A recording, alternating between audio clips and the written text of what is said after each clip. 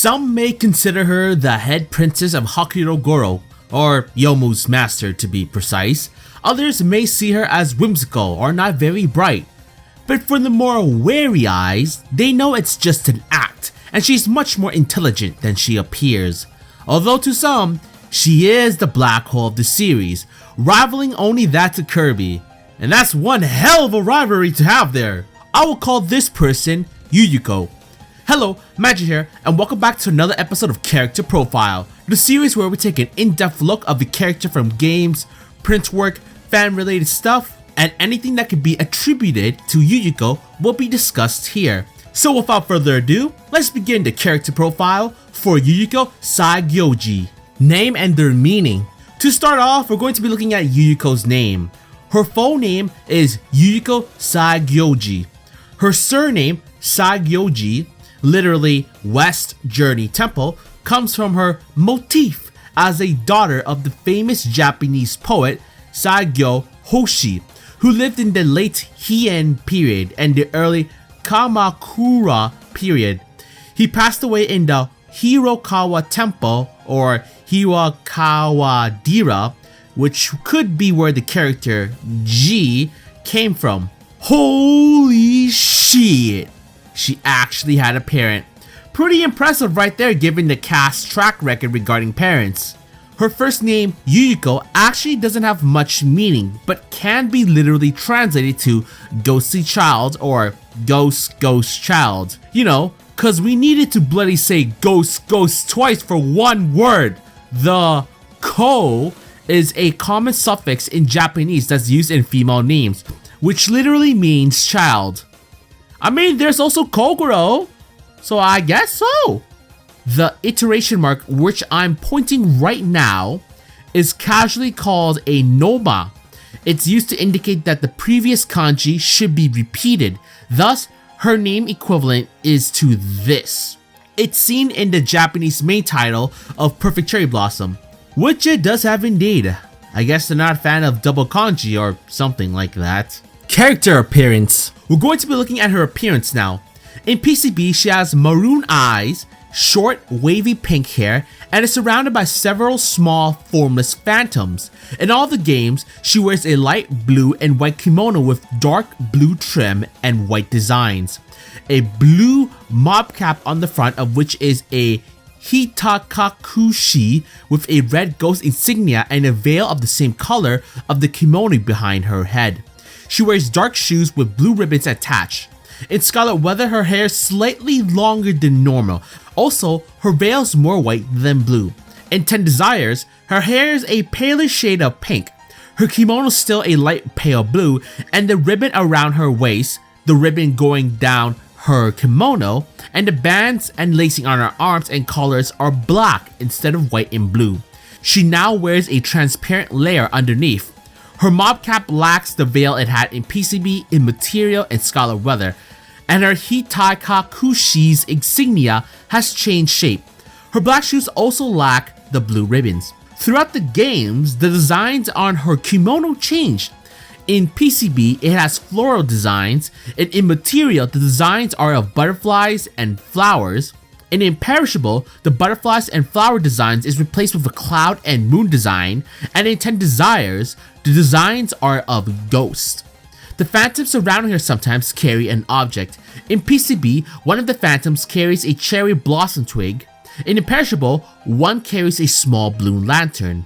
And in Scarlet Weather onwards, they no longer carry anything.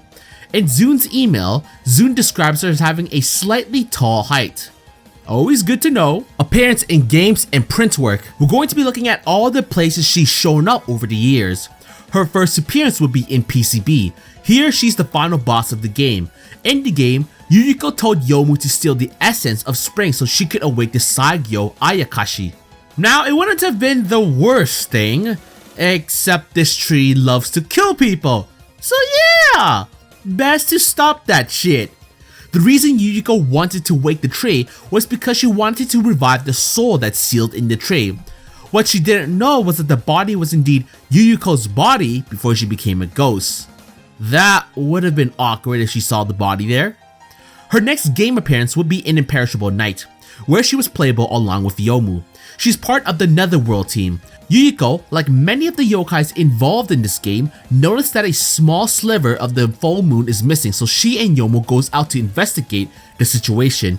She shows up in Immaterial. Here, she goes around battling people as expected, while manipulating people to reveal who's behind the incident. Clever little ghost you are. She's in Phantasmagoria, but only in an ending, Yomu's ending to be exact. Yuyuko's in Shoot the Bullet. Here, Aya tries to take photos of the girls Damaku. Yuyuko shows up in stage 8-2, 8-4, 8-6, and 8-8. She's playable once more in Scarlet Weather. In that game, she goes around Gensokyo using her new powers to cover everything in snow. She goes around fighting people before meeting the final boss of her route, Tenchi. Yuyuko's also playable in Hiso Tensoko. The only issue is that she doesn't have a story mode, only Chiru no Meiling and Sanae had one. Now her next appearance is rather strange. I can only imagine what it would have been like if I was into the series during that time frame.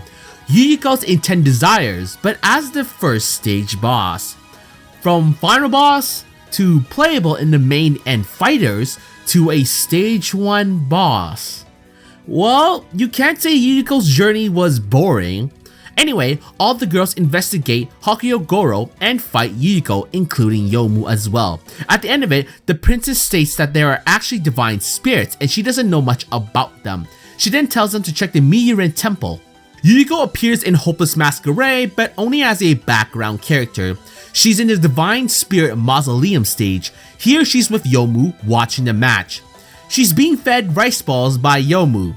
An infinite amount of rice balls, if you will. We'll get to that portion real soon. Her last game appearance as of now is Impossible Spell Card. Here, she uses Impossible Spell Cards to capture Seiya. She's the 4th day boss. Let's look at the printworks now. Her first printwork appearance will be in Bohemian. Aya had heard reports from people that cherry petals were laid scattered beneath the cherry trees, except they hadn't blossomed yet. This investigation eventually led the Tengu to Yuyuko. She also shows up in Extra of the Wind as a cameo. Yuyuko's in Perfect Memento, where AQ has written an article on her. She pops up in Seasonal Dream Vision, a beautiful flower blooming violet every 60 years as a secondary character.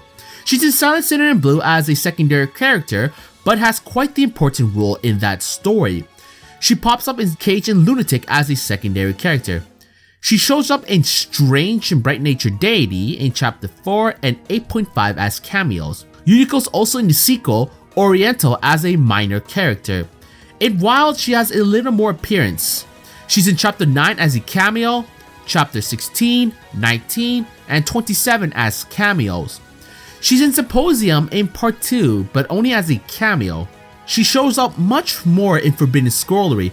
She's in Chapter 10, 30, 42, 43, 52, and 53 as cameos. Yuyuko's in Strange Creators of Outer Worlds Volume 2, Profile Section Cross Review Section. Yuyuko has shown up in the newest work, Visionary. She's in Chapter 2 and Chapter 6 and 7 as cameos. Personality. We're now going to be looking at how Yuyuko is like personally. She's very cheerful and friendly. Her playful, good-humored personality, otherworldly beauty, and courtesan charm can have a disarming effect. She often makes bizarre and apparently nonsensical remarks and sometimes seems to overlook the obvious, leading to her characterization as an airhead or a ditz. As an instance, in the Silent Sinner series, she toyed with Yomu as a daily occurrence, even with Rand present. However, at other times, she will reveal an extremely cunning and perceptive side, and will also sometimes display an extraordinarily level of knowledge. For instance, in Scarlet Weather, she was the quickest character to identify the culprit as Tenchi when the incident was in the Omen stage. Yukari spoke of the dwindling of the Phantom as Komachi's negligence, but Yuyuko guessed correctly.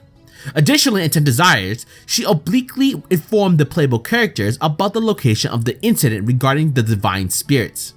She is also known for her incredible appetite. Some examples to talk about would be, the entirety of Imperishable. Throughout the game, she treated the incident like a wonderful midnight snack to her. To, I think, eating Mystia. I don't don't like sparrows. They're too bony. Hang on, got a bone in my throat. Didn't you just say you didn't like sparrows? It's not good to be a picky eater, Yomu.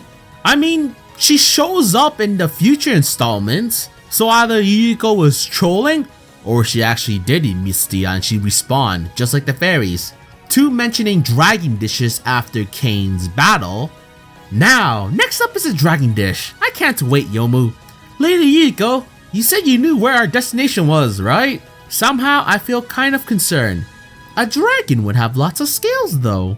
Talking about the 2 eating as Yomu was feeling sick after Raisin's battle. My, your human half got sick. Just from being shaken around that much. Well, don't fret. Next, we'll eat something that's good for your health. Next up, herbal dishes, and that's the end of it too. Unfortunately, it's not a dragon after all though. How things are most delicious when they're about to rot against Aaron? Things are most delicious when they're about to rot. And telling Yomu not to eat Moku because of her curse. A human who has drank the Horai elixir will become unable to age or die. If another human eats the immortal human guts, that person too will never age and never die. And if a ghost eats them, an undying ghost will be born. Thus, the cycle of Horai ends. They'll never achieve nirvana or reincarnate, and the elixir will stop along with them. Well, I guess it'd be fun if you didn't eat them. Then don't eat them! And Yuyuko even comments about eating Moku's guts. I might still eat them. Those eternally fresh, raw guts look pretty tasty to me. Yeah, bitch be real hungry. More examples of this would be on Bohemian and A Beautiful Flower. When comparing 2 things, she thinks of them as terms of food. We see her hunger once more in Hopeless, something I just explained earlier. Occupation/jobs. She doesn't have much, but let's discuss it. Yuyuko's occupation is being the departed spirit princess. While at first it sounds like she's gonna end up like a certain alien princess, she does do something. With her ability to manipulate departed souls, she's taken up the role as the manager of the ghosts who stay for a while in the netherworld. Hey, better than the bloody alien, alright?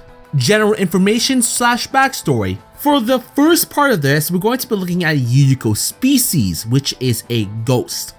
Ghosts, or Buri, are the souls of humans who have remained in the physical world. Although they are souls, they have body temperature and are fully corporeal. Ghosts/Buri and phantoms/Yuri are more or less interchangeable in normal Japanese language, but are distinct entities in the Touhou series. For the longest time, I thought they were the same shit. Glad to see there's a difference. Phantoms are not limited to humans, but can come from any living or non-living thing in which there dwells a particular kind of spirit or ki, and due to their shapeless form, it's impossible to determine what kind of beings they originally were. Ghosts are the afterforms of humans who died and become phantoms and have lingering attachments that tie them to the world too strongly. Since other than humans, there are no living things that die in this manner, there are no ghosts of beings other than humans. We humans love to be attached to shit. From the strength of that attachment, they preserve the form they had while they were alive, as well as their body temperature, and since they are even able to touch living humans, one might not be able to tell that they are departed spirits if one is an outsider. That would explain Yuyuko and Yomu. They are not capable of passing through solid objects like phantoms are. They don't have Casper level phasing. Generally, a ghost's weak point is his own dead body.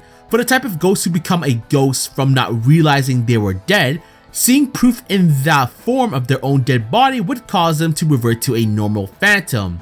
So, the ghost got scared to death? I always heard the phrase being scared to death, but these ghosts are not fucking around when it comes to that. While ghosts who already know that they are dead do not share this weakness, it is common for them to hide their bodies to prevent them from being given a memorial service and achieving nirvana. The likelihood of this occurring has gone down, however, now that more bodies are being cremated. Always good to know the weaknesses of ghosts. Since the driving force for a ghost's existence is its attachments, it is common for them to exert a negative influence on the living humans around them just by their presence, which can eventually lead to death. This effect is particularly strong against the source of their attachment, example, someone against whom the ghost has a grudge, but can't affect anyone. Pretty much, don't be a douchebag so you won't be targeted by ghost grudges. Two characters fall under this category, Yuyuko and Tojiko. With Yuyuko's species concluded, let's look at her backstory. Back when she was actually a human, over 1,000 years ago, Yukari met and became friends with a human girl named Yuyuko. Over time, Yuyuko was driven to suicide out of despair over her ability to control death. There goes your backstory of your human side. Pretty quick, I must say. After Yuyuko died, her body was used to seal the Saigyo Ayakashi, a yokai tree which drained the lives of too many humans, by an unknown individual who hoped Yuyuko would never have to suffer and experience pain again. Yeah, Yuyuko's life wasn't all sunshines and butterflies. No pun intended. The seal was created as the boundary between life and death. Yukari continued to be friends with Yuyuko's ghost, although Yuyuko gradually forgot who she had been and why she had died. It is not stated who sealed the Saigyo Ayakashi. It was someone who held Yuyuko very dearly. Judging by the record, my wish is that she will never again reincarnate and never again suffer pain. Yuyuko's profile describes the hypothetical breaking of the seal as breaching the boundary. The boundary sealing the Saigyo Ayakashi is apparently the boundary between life and death, as this is what the background music that plays during the Saigyo Ayakashi's reflowering represents. Boundary of Life and Death is one of Yukari's spell cards. This possibly implies that it was Yukari who sealed the Saigyo Ayakashi.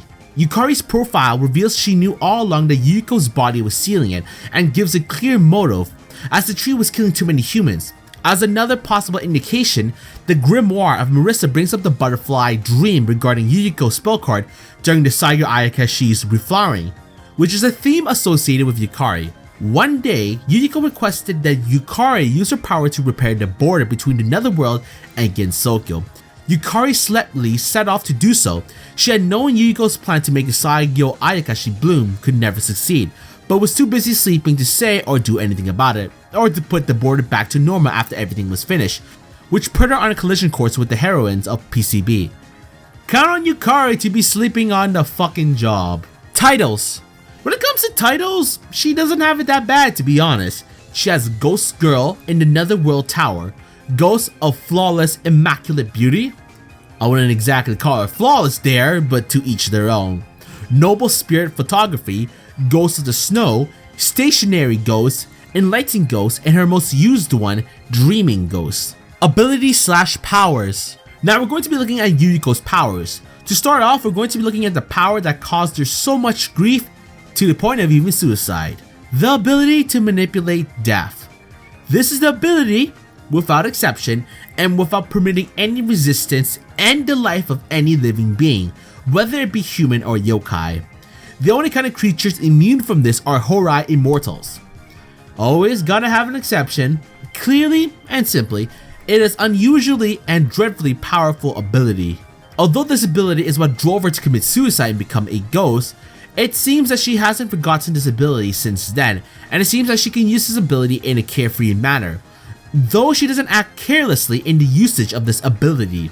Thank bloody goodness! However, whether she's able to end life only to the extent of fainting, or if she invites one to death gently, is unclear. During her lifetime, the latter was true. Her last word, Saigyouji, Flawless Nirvana, is said to be the very incarnation of this ability. Better be careful if you see that. She has another power. It's the ability to manipulate departed souls. If you can kill anything, why not control the souls after, right? This is the ability that enables her to manipulate ghosts and spirits, an ability she possessed even while she was alive. Although it's unclear what one is exactly able to accomplish with this ability, it seems to place Yuyuko on the role of the manager of the ghosts who stay for a while in the Netherworld. Because of this ability, she is able to let those from hell stay eternally in the Netherworld. It's something, at least, better than kicking. Music. When it comes to music, she doesn't have much. The first track will be her stage 6 theme, Ultimate Truth.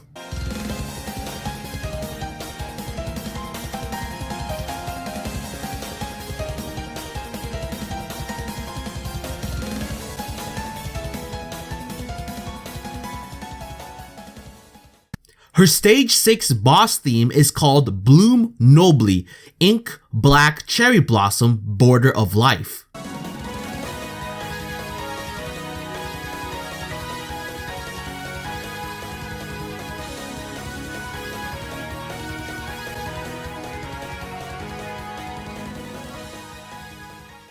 It's also remixed in Immaterial and Scarlet Weather. This is the Immaterial version.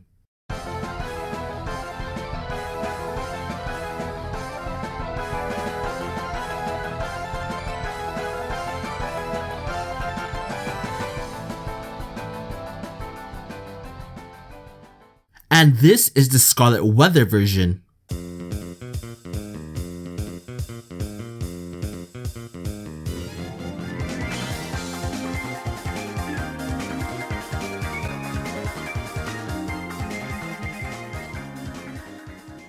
The next track is played during her final spell in PCB. It's called Border of Life.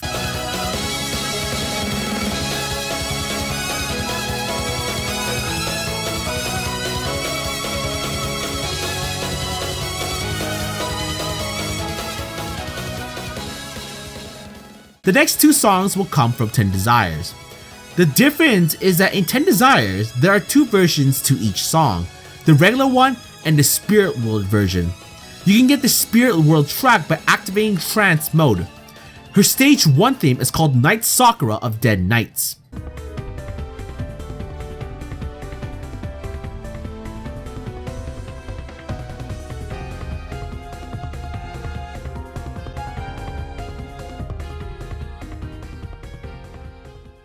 And this is the Spirit World version.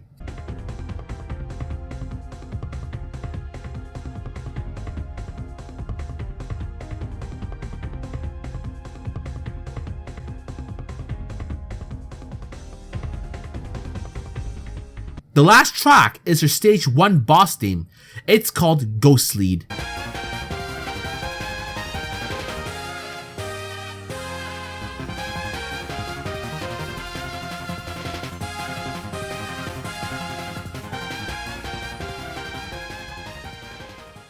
And this is the Spirit World version.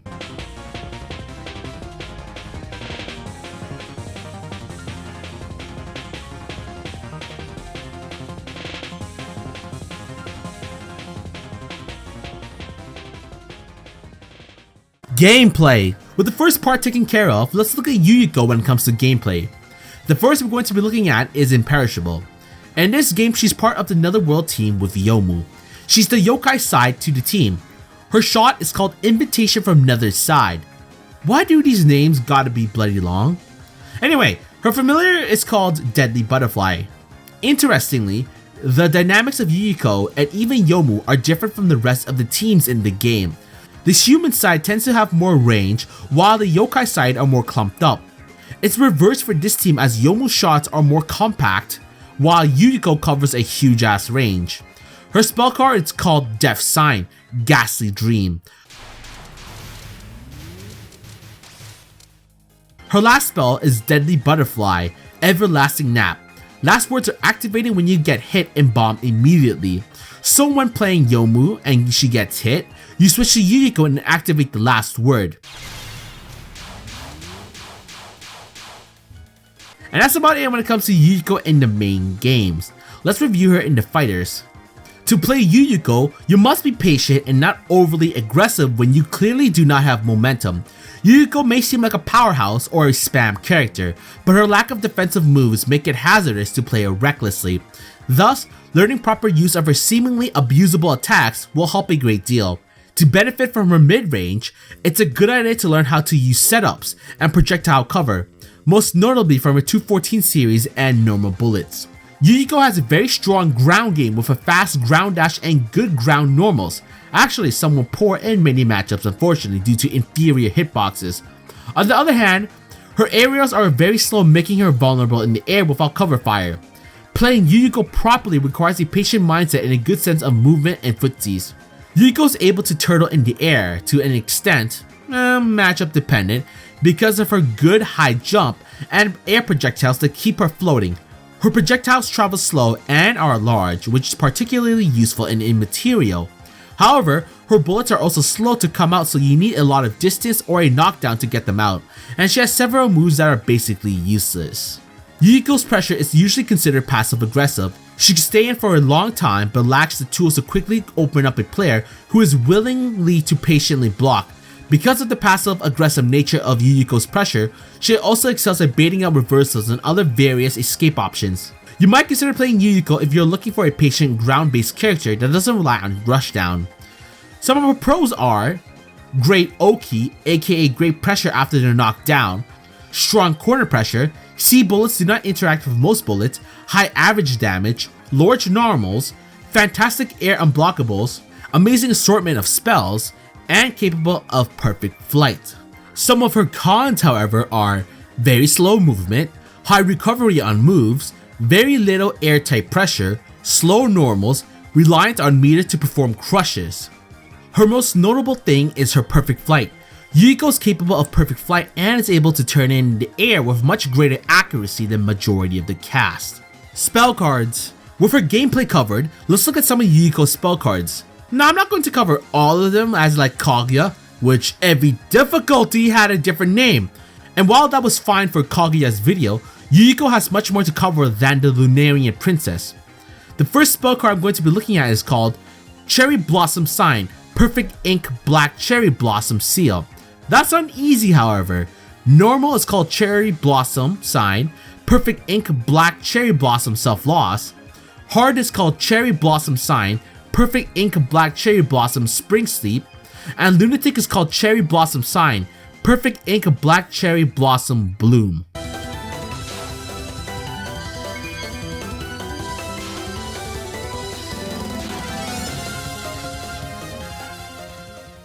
The next spell card is her last one in PCB, and it's her last word as well, the one with the bonus music track.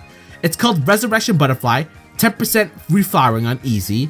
Normal is called Resurrection Butterfly, 30% reflowering. Hard is called Resurrection Butterfly, 50% reflowering. Lunatic is called Resurrection Butterfly, 80% reflowering.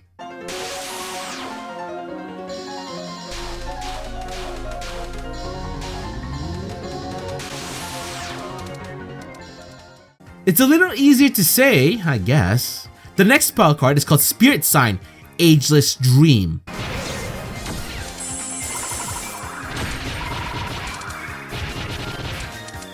The next spell card is called Elegant Invitation to the Afterlife.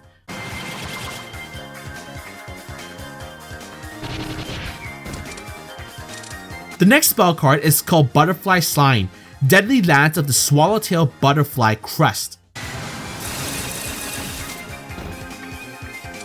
The last spell card I'm going to be covering is called Nether Sign, Endless Evening Cherry Blossoms.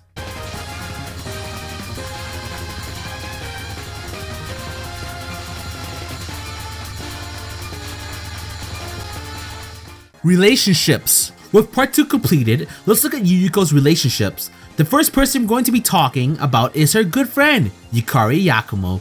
Yukari and Yuyuko were friends even while Yuyuko was alive, more than 1,000 years ago, and continued to be Yuyuko's friend after she became a ghost. Of note is that this friendship between Yuyuko and Yukari does not extend to Yukari's Shikigami, Ran, and Yuyuko does not mind others beating Ran up. Damn! Ran has it rough. Yuyuko seems to be the only one who truly understands Yukari.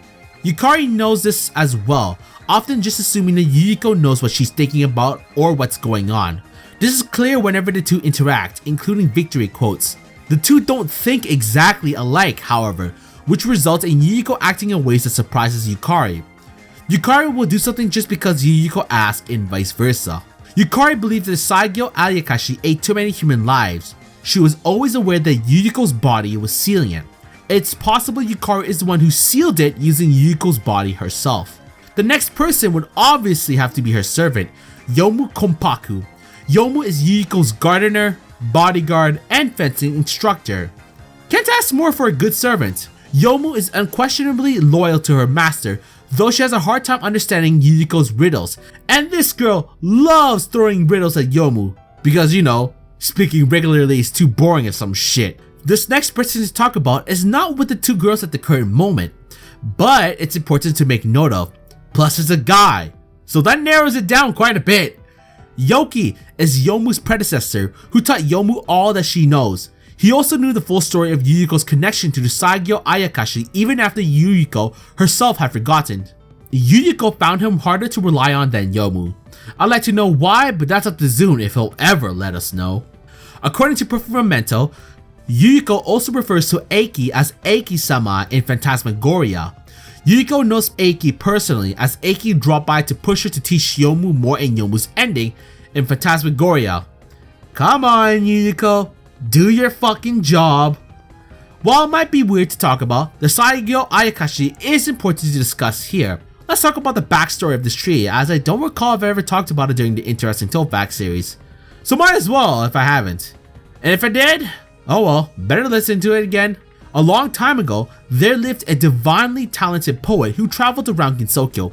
When the poet became aware the hour of his death drew near, he chose to begin his eternal rest under the most beautiful cherry blossom tree he could find.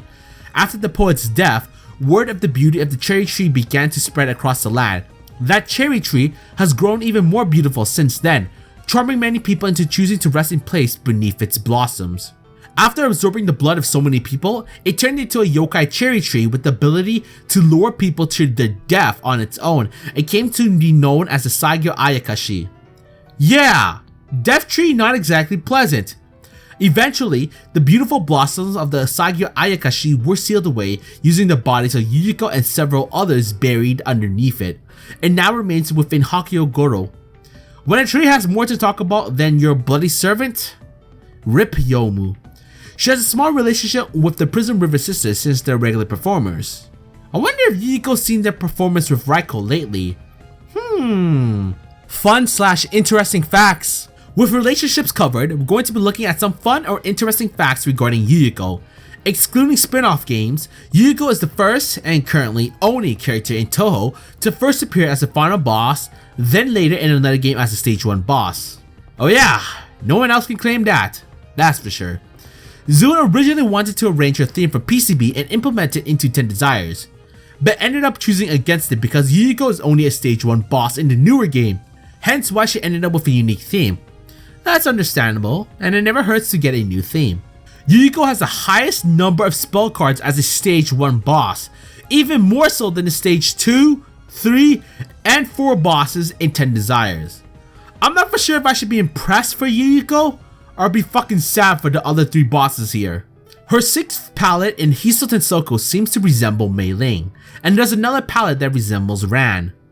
Assuming that Yuyuko is the daughter of Saigyo Hoshi, she and Moku are actually distant relatives, since Saigyo is a descendant of Moku's supposed father, Fujiwara no Fuhito. Oh shit! I was not prepared for that. That could be a fun idea to explore in the future. Yuyuko's one of the few final bosses in Touhou upon defeat revives for her final spell cards.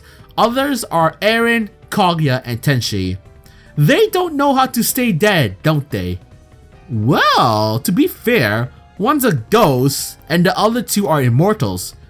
So, I guess staying dead isn't something they excel at.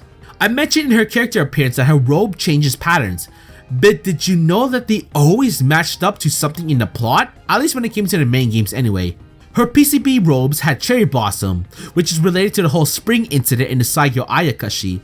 Her imperishable robes had pictures of the moon, which is related to the eternal night incident or Aante trying to hide themselves from the other Lunarians on the moon. Her 10 Desire robes had spirits on it, which is obviously related to the whole divine spirits deal.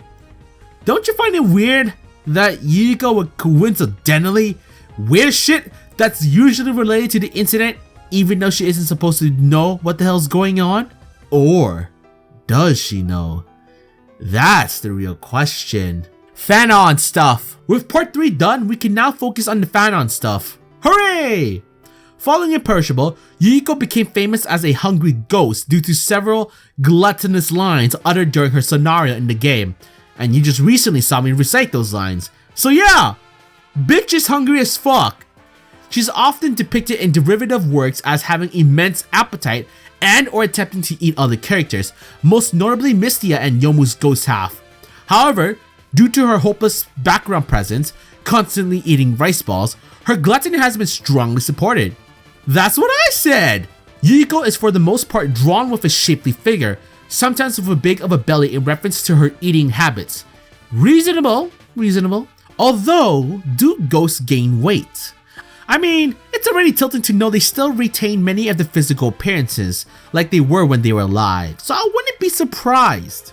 Another thing Fandom loves to pair with Yuyuko is the other vacuum-eating, never-ending hunger that is Kirby. When it comes to these pictures, they're either shown to be friends, Kirby taking over Yuyuko's position due to Kirby's appetite in pink colors, or they get extreme and eat the other. Yeah, try not to be in their way when it comes to an eating contest. You'll thank me later. The symbol on Yuyuko's Haitakakushi, or simply her hat, resembles the Sega Dreamcast logo. Many fanworks make fun of this. This is just fandom for a long while, but Zune said her symbol was conscious of the Dreamcast logo in Touhou Project 20th Anniversary Drinking Party, broadcast on, Nico Nico, on the 15th of October in 2015. As of 10 Desires, it has changed, however. Well, I now know what console she played in the past. She is sometimes depicted in fanworks as having had brown or black hair when she was alive. This is because her perfect memento entry mentions that she is said to have lighter hair color and skin tone since her death. Again, doesn't sound too crazy. I mean, most of the time when you die, you kind of rot. So Yuyuko did pretty well, all things considering. As soon as she appeared as a first boss, people started making comments that she has become Merchant A, a typical designation in battles against small fry enemies in RPG games like Merchant A, Merchant B, etc. Hey man, when that Merchant A has more spell cards than stages 2 to 4 bosses, then you might want to reconsider your tone with Merchant Yuyuko. It is never stated exactly how she committed suicide, but some fanworks often show her committing suicide with a knife.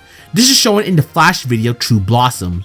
While generally not seen in fanworks due to the difficulty of depicting it, another common fan theory is that Yuyuko used her ability to invoke death on herself. Going along with the above, the Saigyo Ayakashi's trunk is sometimes shown in the aftermath as being stained in the blood spatter of said suicide. Not pleasant, clearly. Some fanarts depict Yukari as having been present when Yuyuko committed suicide, or right after she did. In some cases, Yukari is then shown grieving. Well, that's just fucking depressing. Most derivative works do not depict the phantoms around her, probably because it is bothersome to depict. However, since they have always been depicted in profile pictures in the main games and print works such as Silent Sinner, they are probably 100% necessary. Some derivative works depict Yuyuko as having two Myones, presumably as being the phantoms, although there is a difference. Various fanworks have the giant fan seen in some of Yuyuko's PCB spell cards appear as a sign of her readying to maim someone, often someone who made her angry. Not an easy feat given her easygoing personality. Sometimes this is parodied by having her require wires or frameworks to hold up the fan, which are prone to collapsing. Call in Neatery for some help. Because this symbol doesn't exist in the proper Chinese language, her name is written as this in the Chinese community. Pairings. We're going to be looking at the pairings. Let's just say it ain't lasting long. The first pairing to discuss would have to involve her servant, Yuyuko and Yomu, or Yuyumyon. Yomu projects the image of a loyal samurai, but she's also a young girl who frequently gets flustered at Yuyuko's carefree personality. As seen in Silent Sinner, Yuyuko also has the best awareness of the plot and provides Yomu with expository explanation. Well, that's an understatement. The phrase Yuyumyon wa ore no fantasy, Yuyumyon is my fantasy, is commonly used to declare support for Yuyumyon. Hey man, even ghosts can get some love. The next one will involve her close, if not best friend, Yukari. Yukari and Yuyuko are Yuka Yuyu.